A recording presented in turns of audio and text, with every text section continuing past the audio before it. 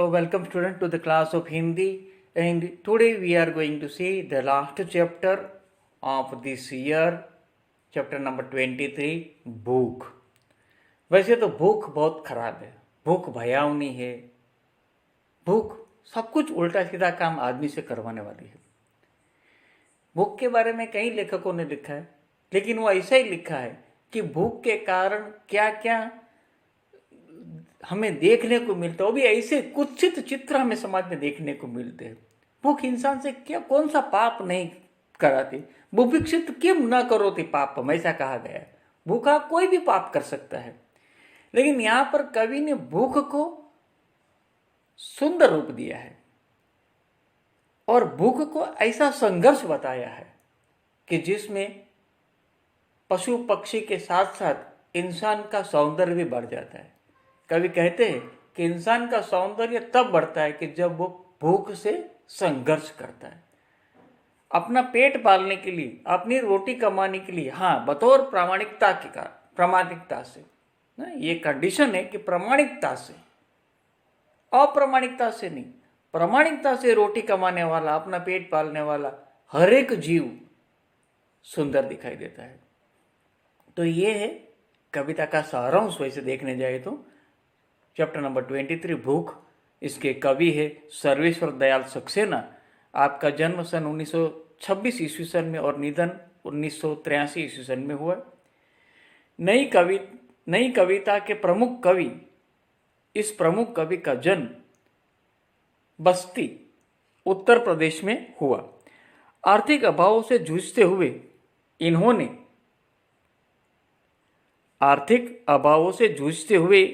इन्होंने इलाहाबाद विश्वविद्यालय से एमए किया। स्कूल में शिक्षक, क्लर्क की और आकाशवाणी में नौकरी की। बाद में दिनमान के उप संपादक रहे। इनकी कविताओं में आधुनिक जीवन की विडंबना, विषम स्थिति में भी व्यक्ति की जिजीविषा आदि का मार्मिक चित्रण मिलता है। जंगल का दर्द, कुआनो नदी, गर्म हवाएं, खूंटियों पर टंगे लोग, क्या कहकर पुकारूं, कोई मेरे साथ चले आदि इनके प्रमुख काव्य संग्रह है।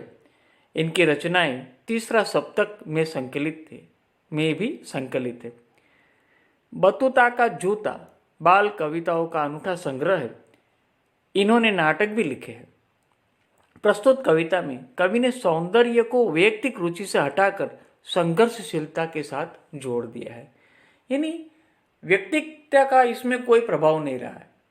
देखने को जाए तो पक्षियों में हमें शायद तोता और अन्य कई पक्षी सुंदर दिखाई देंगे, कोई ऐसे कौवा हमें सुंदर शायद ना भी दिखाई दे, लेकिन जब वही कौवा भूख के साथ संघर्ष करता है तो कवि को वो भी सुंदर दिखाई देता है। यानी संघर्षशीलता में कवि सौंदर्य देखते हैं, क्योंकि इन्होंने खुद ने अपना जीवन जो है वो आर्थिक अभावों से जूझते हुए पसार किया है। इसलिए भूख को, संघर्षशीलता को इन्होंने सौंदर्य के साथ जोड़ा हुआ है। बहुत ही छोटी सी कविता है, मैं आपको पढ़कर सुनाता हूँ और इसके साथ साथ हम अपना सिलेबस भी खत्म करेंगे। थोड़ा सा बड़ा कर लूँ।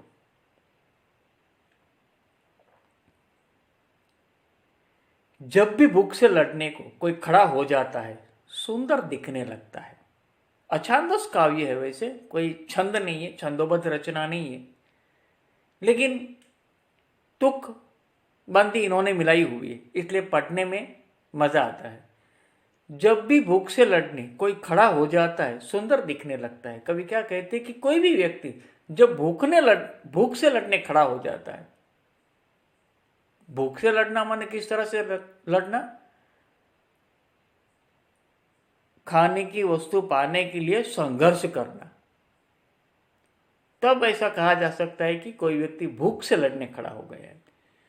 और तब कवि को वो कैसा दिखाई देता है, सुंदर दिखने लगता है। अब यहाँ पर कोई एग्जाम्पल दिए हैं उन्होंने। झपटता बाज, फन उठाए सांप, दो पैरों पर खड़ी, कांटों से नन्ही पत्तियां खाती बकरी, दबे पांव झाड़ियों में चलता चीता, डाल पर उल्टा लटक, फल कुतरता तोता।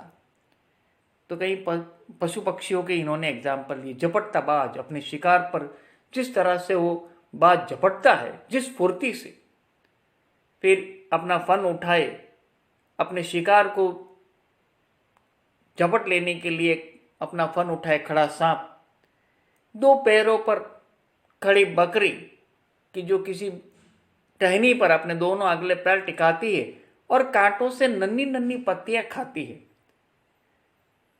दबे पांव झाड़ियों में चलता चीता, जो दबे पांव चलता है ताकि शिकार को भनक ना आ जाए, उसकी ओर वो भाग ना जाए, इसलिए दबे पांव चलता हुआ चीता, डाल पर उल्टा लटक फल कुतरता तोता, या इन सब की जगह आदमी होता।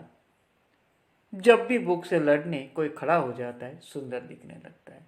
ये सब पशु पक्षी तो सुंदर दिखते ही है, लेकिन यदि इनमें यदि कोई आदमी भी खड़ा हो जाता है, जब भी भूख से संघर्ष करने के लिए खड़ा हो जाता है, तब वह आदमी सुंदर दिखने लगता है। तो इस तरह से कवि ने सौंदर्य को किसी व्यक्तिगत लक्षणों से हटाकर संघर्षशीलता के साथ जोड़ा है कि व्यक्ति जितना संघर्ष करता है, और संघर्ष हमेशा भूख के लिए होता है। जिसका पेट भरा हुआ व्यक्ति कभी संघर्ष करने के लिए बाहर नहीं निकलता है, लेकिन भूख संघर्ष करवाती है।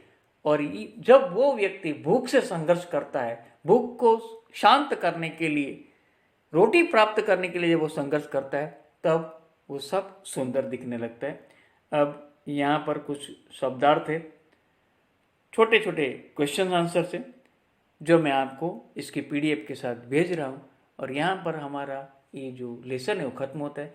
वैसे फिजिकल क्लास में तो ये लेसन कब का ख़त्म हो चुका है, हम वहाँ पर रिवीजन कर रहे हैं, लेकिन आप में से जो शायद अभी तक क्लास में नहीं आते, उनके लिए ये अंतिम लेसन मैं आज भेज रहा हूँ, इसके साथ पीडीएफ भी भेज रहा हूँ। आशा करता हूँ आप लिख लेंगे। और याद रखना 20 से हमारी परीक्षा शुरू होने जा रही है, प्रिलिमिनरी एग्ज़ाम, और वो सभी को स्कूल में आकर लिखने के, it is offline exam is there. Okay, I hope that you all got the time table and you are preparing for it. Now good bye and thank you.